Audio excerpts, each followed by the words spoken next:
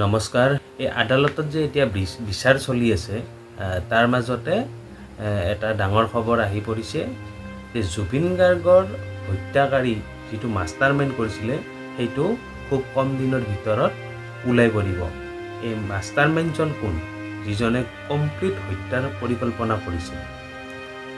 এই বিষয়ে সবিশেষ আপোনালোকক দেখাম। পাৰ্থ দাই কি ক'লে ভিডিঅ'টোত আপোনালোকে চাওক।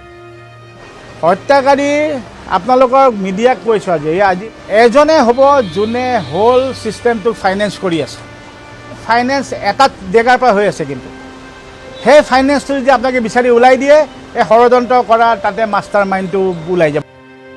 জুবিনদাৰ হত্যাৰ গোচৰত যিকেইজন উইটনেছ আছিলে জুবিনদাৰ ফালৰ, সেইকেইজনক মানে আদালতত যিটো হত্যাকাৰীৰ পক্ষৰ উকিল সেইসকলে মানে এনেকুৱা প্ৰেছাৰাইজ কিছুমান কুৱেশ্যন কৰিছে, তাৰমানে মাথা নষ্ট কৰি দিছে। ভিডিঅ'টো চাওক। কিন্তু দুখ লগা কথা হ'ল কি, আমাৰ এই অসমত থাকি অসমীয়া উকিলকেইজনে জুবিন গাৰ্গৰ হত্যাকাৰীক বচাবলৈ ইমান যে চেষ্টা কৰি আছে আৰু আমাৰ উইটনেছজনক ইমান কষ্টকৈ ইমান হেঁচি হেঁচি কথাখিনি সুধি আছে। চ' ডেটটো মানে মোৰ কাৰণে এটা ছাৰপ্ৰাইজিং কথা, বৰ দুখ লগা কথা।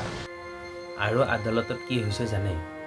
ছাপ'জ কৈছোঁ শ্যামকানু মহন্তৰ মানে উকিলে শ্যামকানু মহন্তৰ হৈ কটাকটি চলি আছে। কিন্তু যদি শ্যামকানু মহন্তৰ উকিলটোৱে কিবা যদি দুৰ্বল হৈ যায়, তেতিয়া হয় অমৃতপ্ৰভাৰ নহয় সিদ্ধাৰ্থৰ উকিলে মাজত মাত মাতে। তাৰমানে কি, সিহঁতে মানে গোটেইটো এটা টিম হৈয়ে আছে। আৰু এই কথাখিনিও পাৰ্থদাই প্ৰকাশ কৰিছে। আজি যদি শ্যামকানুৰ এগেইনষ্টে কিবা এটা প্ৰশ্ন হৈছে, অমৃতপ্ৰভা বা শেখৰৰ উকিলজনে কিয় আহি তাতে মাজত সোমাইছে? তাৰমানে গোটেইকেইটা এটা টিম হৈ আছে। ছিষ্টেমটো জুবিনৰ এগেইনষ্ট ছিষ্টেমটোক ফাইনেন্স কৰি আছে। সেই পকেটটোৱে মই ক'ম is one of the master mind of killing Zubeen Garg. আপোনালোকে ভিডিঅ'টো সম্পূৰ্ণ চোৱাৰ বাবে অশেষ ধন্যবাদ জনাইছোঁ।